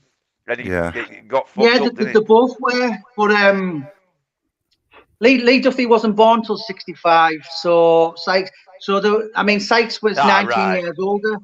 Yeah. I don't think anyone would have ever beaten a prime Paul Sykes. You know, I remember talking to one guy really, really close with Sykes, and he said, "Jamie, I've been in prison and watched Paul Sykes lift weights people got Olympic medals for." He was good with that. He was nasty, and he was freakishly strong and quick. So, I can imagine him being really quick. Yeah, and he's not one of those heavyweights that has any fat. He has that classic fighting build, doesn't he? And again, like with the Sharks thing, when he knows how to condition people, he knows that's what people. Bullies do. But that's a bully's trick. That's the bully in him. He's smart that way. Yeah. He knows. Bullies always spot he's so weaknesses. aware of his strength. Well, that's another thing, yeah. He's very aware of how big he is as well. He's aware of his size, of his threat, of his overpowering, of his power. Yeah. I mean, that's the thing. When people say, like, because I don't always go with he's a genius at all. I don't go with he's a genius, but he knows what he is himself. Almost too much, really. Because I mean, I think the word genius doesn't say. No, he's definitely not genius. He's smart in many ways, but I don't think genius is the right word for him. Because was it Gardner that said that McLean that Sykes would have beaten McLean? Was it Gardner that said that? So I've spoken to a few people in boxing. John L. Gardner. Who else was there? Neil Malpass. A few others from that generation. And I mean, John L. Gardner detested Paul Sykes. He really did. Yeah. But what you've got is levels, and Paul Sykes was a British and Commonwealth professional level. Lenny McLean was like a pub fighter, and he was beaten 6 times. No, definitely. You see him boxing, you think really? 5 times. Yeah. So he was no boxer. He was just a pummeler, weren't he? That's all he was, wasn't he? Like a nasty pummeler. Don't get me wrong. On the street, he was a big monster of a man. But under the Queensberry rules, 15 3-minute rounds back then, as it was. You know, Sykes was like. I mean, you've only got to look at the fighters Lenny McLean struggled with, like Roy Shaw. Roy Shaw won national championships as an amateur. So Paul Sykes won the boys' clubs when he was 15, which is a national title growing up. So he was educated in a sport of boxing. He had a great pedigree in boxing. And anyone with a boxing brain, and you Cliffy Fields, your Johnny Waldrons, one of them knocked him out twice with a jab. So Sykes would have easily, absolutely, and that's not my opinion. It's Neil Malpass and John L. Gardner's. And then but what about on a street level? I mean, I know Lenny McLean didn't drink for a long time, did he? He quit drinking early, didn't he? On a street level, you could probably say 50-50. It's toss of a coin. You know, we can talk about football all day and say he's got a good defence or forwards, or we can talk about boxing, the progress, the form. And he's the man on the day. He's the man on the day. Well, there's no form in street fighting, and I think it's a bit childish to talk about. I agree. Yeah, I agree. Dick Weed. He was saying how Sykes was out of his comfort zone in the ring. I don't think he was at all. No. I think the thing against him was his age. Basically, his age. No, I totally disagree with that. He looked superb in the ring to me. For somebody that's had limited, he's superb. Just the fight he lost, the one that we can see that John L. Sullivan. It was just father time and fitness. Because 6th or 7th round was it what the pace that they went out. If anybody's ever done any boxing, to go at that pace for 6 rounds, Yeah. is no. He basically he gave fucking everything, and he thought, you could see him literally within seconds going, "I'm gone. I've given everything. I'm fucked." Yeah, See you and later. also That's what happened. But how fast he was fact tracked. That was the thing. He only had a few fights, and then if he'd have won, he was fighting Spinks and then home. So I mean, you know, to do what he did. I've got a question for you, James. Is it called the Straits of Johor or Zohor? Is he pronouncing it wrong? No, he's pronouncing it correct. Right, yeah. I couldn't find that. I tried to have a little look. I thought, is it pronounced Zohor? Because obviously I've been to Singapore. I've not been the Straits of Zohor, right?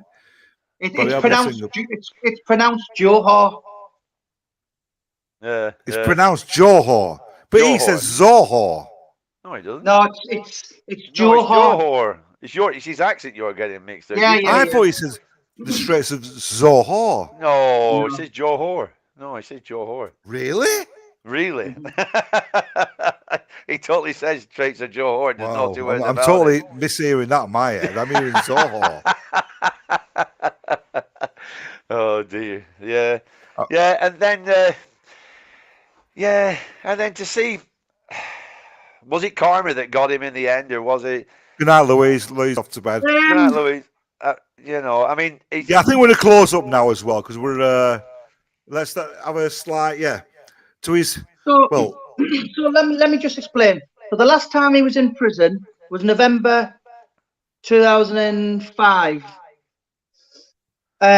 He stabbed his mate April 2006. Stabbed him in the ass. And that was he never went to prison for that because it was a drunken drink and his mate got him off. But so he died March 2007, but he was ready for death from 2004. Yeah. So and how old was he when he died? That picture you see when he's like that with jazz hands. So that was took in November 2004. So he lived for another 28, 30 months then. And he was just waiting for death. You know, I remember his son telling me, he said, I used to go around to see him on the morning. He just didn't want to be alive anymore. You know, the start of his downfall was his parents died within 12 weeks of each other at the back end of 98. So Kath left him in 99. And then it was like the millennium. It was like Cinderella. And it was just like his life fell apart. I mean, that picture there, that was 2005. That was when some kids had poured petrol. Lighter fluid on him. Fluid, wasn't it? Yeah. And a woman called Maureen and Roy Burnley took him in on the Peacock estate. And that was, you know, I mean, they basically looked after him and got him a house, and then as Paul did, he left it in a shithole. It was just he was institutionalized, and you know, quite often he would would go and say, "Look, I broke my bail, send me back to Armley. I'm not going to be any bother." Very much institutionalized, and you know, he just wanted to be back in prison. Yeah, it looks like he would have been better off in prison. Looked after better, got off the beer, and. I mean, imagine if he'd have joined the army. What would have happened if he'd joined the army? How different his life could have been. Yeah, you know, that maybe would have been the thing. That's a good point. He looked like he'd be brilliant, fucking Marine or something like that. He has that SAS face. You know when you see the guys from the SAS and all that. He has that face. He couldn't have stood for the discipline because obviously he'd had it all his whole life. Walter himself. A lot of people think Walter worked in Wakefield. He worked in Wandsworth, and he was an instructor. He was an instructor for 10 years in the army. So to go in the army, it would have just been like having his dad's having his influence again, and that's really what he rebelled against in life. That's right. And his mum always said that he always hit people in authority, wasn't it? It was authority figures he didn't like, did he? Yeah. He was never blessed with any patience. And of course, if you can imagine, not everyone has Paul Sykes' intelligence. So if you never met him on his wavelength, it was F off or one of them, or he just couldn't. He wasn't going to tolerate you. Yeah. He didn't look like any patience for that kind of. He'd no intolerance, had he? No tolerance. Sorry, no tolerance, had he? Because he also had that thing about because didn't somebody break his arm when he was really old? When he was older on, and but the police said what he was, and he wouldn't grass anybody up, would he? Yeah, that's right. That was about 11 months before he died. Yeah. So how old was he, Jamie, when he died? Sorry? How old was he? He was so he'd have been 61 in the May the 23rd. Right. So he died in the March. So he was 2 months off 61. But he looked about 81. He was ravaged. He had diabetes really bad. He couldn't open a can of beer. He had bronchitis. He had what's the other one? Arthritis. He had he was fucked. He was absolutely ravaged. He was the drink as well, and that was the drink, wasn't it? It was the drink that did it. Because I mean, he was a fit lad, like you say. He knew all about the vitamins. On his birth certificate, it says the correct term what killed him was cirrhosis of the liver and pneumonia. So you're right, it's the drink that killed him. It's the drink. He was a fit lad, and like you said, it was the drink. It was. I mean, the downfall. Did he never have a fat period? Just thinking of myself here. What do you mean, fat? Did he ever put weight on at some point? No exercise and just not me. Yeah, the biggest. I mean, he was always a huge man. I mean, all his fights were like 15 stone, 15 and a half. The most I've ever known him to go up to was about 18, but he never looked fat. No, he's got a height. The early 80s, the police said to me that was the time when he was a nightmare for us. And he was like 18 stone. And he just seemed to be that extra bad. You know what I mean? And that's when he said he was at the heaviest. But other than that, I think he had quite good natural genetics. Yeah. Oh yeah, he definitely. I mean, I'm 6'4". I'm 6'4" myself, and I'm about 17 and a half now. You know what I mean? And it's like if his natural weight was 15 and he was 6'3". Because I mean, he was a muscly guy, you know what I mean. He was that'd have been his good weight, wouldn't it? That would have when he would bang on, wouldn't it, at 15? Yeah. Mm-hmm. So no, well, that was the winner, that Steve, wasn't it? Yeah, absolute pleasure, lads. Jamie, thanks, Jamie, coming on. Interesting that. That was what's funny. Anytime you want me back, give me a shout. Oh, Jamie, that was great. No matter how many times I've heard the story, it's still there's so many things you can still interesting questions you can always ask about him. Anyway, let's give a slight round of applause to Paul Sykes' character, whether likable or not. Absolutely, absolutely. The man was a total shit as well, but I mean, he was an absolute but he was character. a legend. Yeah. And Paul, Jamie, you're the best. You're gonna get the old. Book there, Get all Jamie's books and everything, because I'm definitely going to get them. I'm definitely going to read into all this, though. He's a fascinating man. And Jamie, thank you very much. Guys. God bless you. Jamie, I think Woz is going to do an impersonation, and we're both going to have a go at it. So we'll shoot you. So hang on for it. Oh, wait on. Yeah. King Watch the show. All right. Cheers, Jamie. Cheers, pal. Right, let's go for the Pizwaz. A Pizwaz. Right, so, well then, chat, did you enjoy that? That was ace. I really enjoyed that, actually. I'm sorry we haven't been able to keep up and chat, but that was really fascinating. That was talking to Jamie about that. Great questions as well, Jesus. Thanks for all them, pal. And Smoke Joe and everybody. Dave the Ray. We haven't finished yet, but that was... hello, Dean, how you doing now? What's that Dickweed says? Nice view of your boat was where you moved up Panama Canal. That's the boat off Jaws, actually, Dickweed. Prison food isn't good. No, not at all. But no, I really enjoyed that. I hope they do make that film.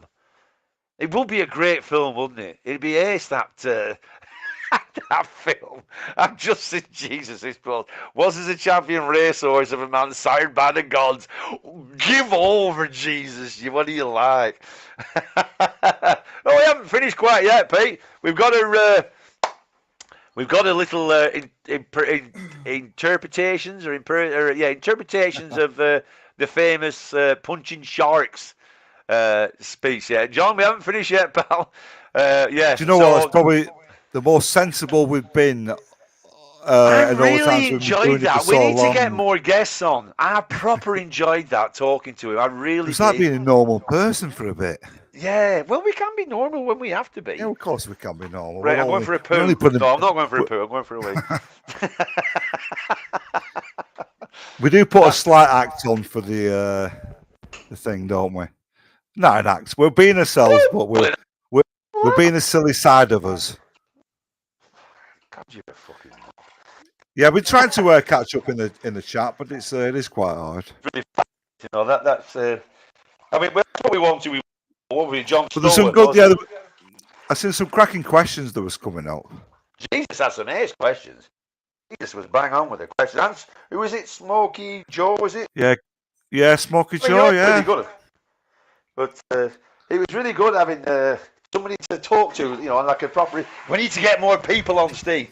Steve, get some of your criminals on, Steve. Get some of your criminals on. Shall I bring some criminals on? Get some criminals on, Steve.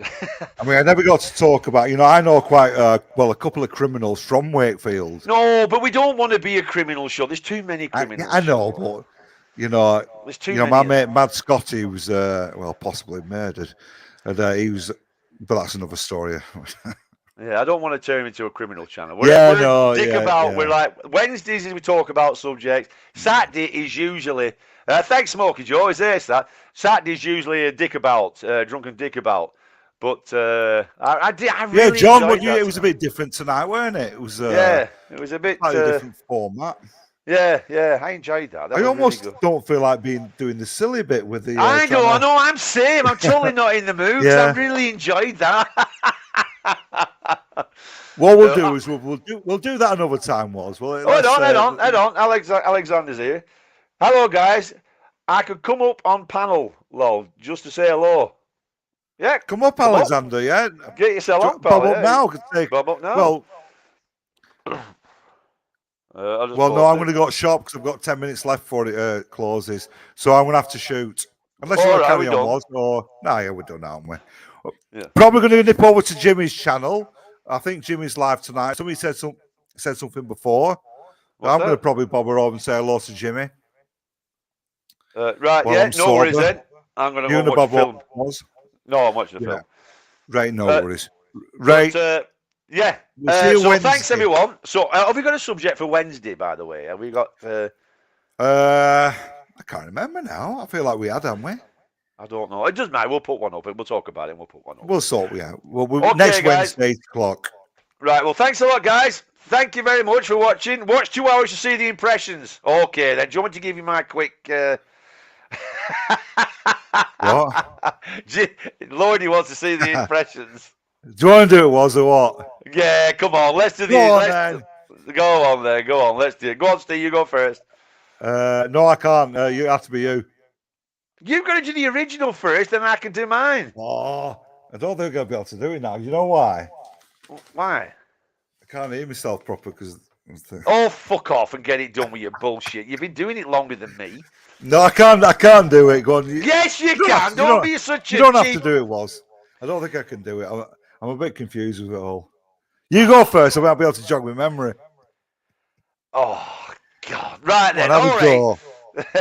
Was he still? Hello, Black Delala. How are you?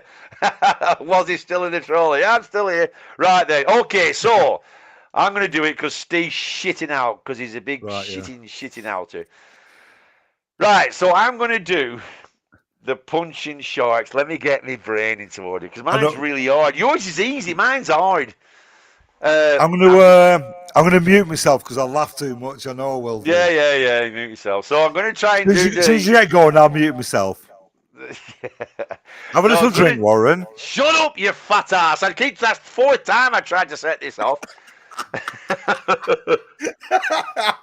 Right, I'm muting myself now. I'm off. Right, so I'm going to try and do the punching shark speech in the style of Al Pacino. Right, so Oh, God, this is going to be tricky. Especially after coming off that, because I'm not in the right frame of mind. I'm a wonderful citizen. How do you think I got this house? And where I'm living never wasn't. They give me this council. This is the best little city on earth. How do I know? I've been everywhere else. I'm here, right on the family patch. Yeah, I know where it is. I've been. Nobody can tell me anything. I don't read the Daily Mirror and the Sun. I go and have a look, baby. I've lived in the forests of North America. And I've lived out back in the Ivory Coast. I've lived in India and Russia. I have me breakfast in Moscow and my tea in Wood Street, Nick. Yeah, I've been up all of it. I'm the only man in the history of mankind that swum across the Straits of Johor. I had to avoid a police launch. It was either that or the Changi Nick. They got me to take passport in Singapore. Yeah, I swam it. Nobody's ever done it before. Not because of the torrent currents or anything like nothing like that. It's sharks. Not shark infested, but none of the locals go paddling. Yeah, I swum it. I know about sharks. Yeah. I'm 6'3", 16 stone, 200 weight. Yeah, I'm swimming, baby. These pumps, they were hanging around my neck when I done it, yeah. I thought, well, Jaws. I know how they condition them. I know how you condition people. Yeah, Jaws. Bum, bum, bum, bum, bum, bum. They're just flying about. You gotta know how the job works. Your sharks, they'll have a look at me and think, yeah, I know how to do them. You punch them right in the fucking ear hole, and then they'll swim off. Hoo-yah!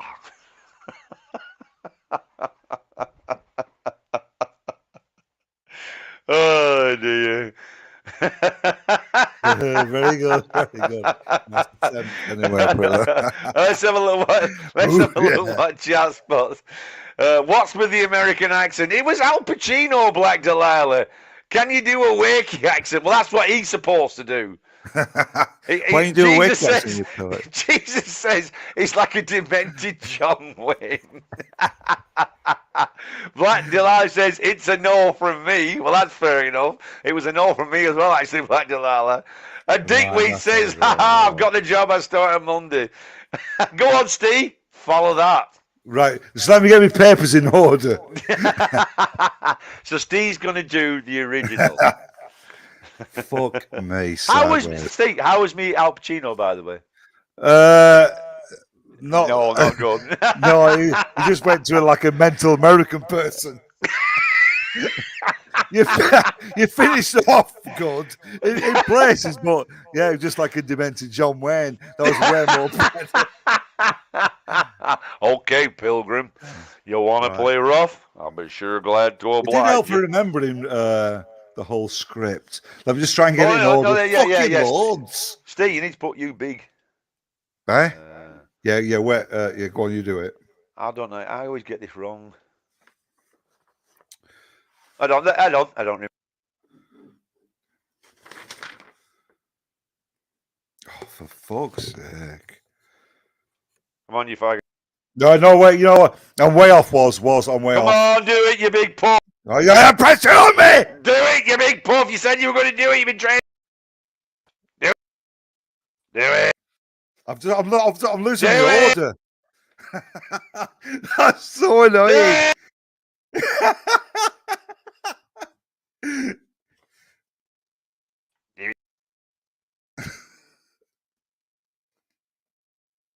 Fucking, I've lost the order. Well, do it in Frank Spencer. No, but I still got to get the right order. Oh, fucking, you've written it down. Right, stop doing that. Just talk for a minute while I find the order. Hello, everyone. Welcome to Moods with Stephen. Stephen is now going to perform for you the punching shark scene from the Paul Sykes documentary, I'm a Fucking Mental Bastard. Anytime you're ready, Stephen. We are waiting with bated breath. This, ladies and gentlemen, I've got a page missing somewhere. you certainly fucking have got a page missing somewhere, Mr. Peter. I said Oh, that. I've got it, right, I'm getting there. Right, just wrong order, like I said.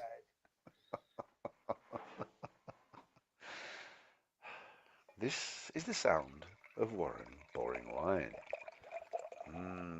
Doesn't that sound delicious, people? This is also going to be a sound. No, I'm really shortly confused. I'm a of bit Warren confused, getting yeah. very impatient in a minute and shouting at Stephen. I'm building the tension up, everybody. You're building my fucking tension up. Get on with it. You've been doing it for 2 fucking weeks. Right. I'm just going to add a little bit if I get a bit lost. You know how it works. Like, if we can have the centre of the stage, you please fuck off, Warren. Yes, I shall effing off right now, Steve.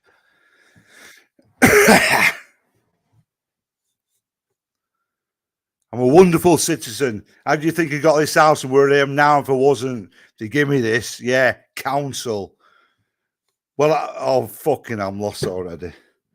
Fuck's sake, I really am shit at this. Right. What are we going to do? 2 fucking weeks he's been doing that. And he got 4 lines in. He's been doing it for 2 weeks and you got 4 lines in. 2 weeks! 4 lines! Fucking shit. Right, let me try again. You stay there, was. This is like when I tried to do the if the poet the poem if pissed out of my head on Lau. Lordy filmed me doing it. It's even worse. Right, I'm up to let me just try and go with where I'm start at. from the beginning so you get into it. Oh, right, there's no way I'll be able to do all these. Forget it. Let's just. So I had to do it in the style of Al Pacino, which is completely different. All you got to do, yeah, like Dickweed says, pretend you're in the dock. Come on, give it a go. I've made it worse the way I've wrote it. I just write so fucking. So how have you been practicing it? In my head, that's what I mean. Let me try and do it without Do anything. it your Frank Spencer then. I'm a wonderful citizen. How do you think I got this house and we're in there? We am now. Council, give me this. No way I can do it. Well, right, we'll see you Wednesday. Let's fuck off. Right, everyone. I really do apologise. We'll see you Wednesday. Yeah. Right, see you Thanks later. for calling. Oh,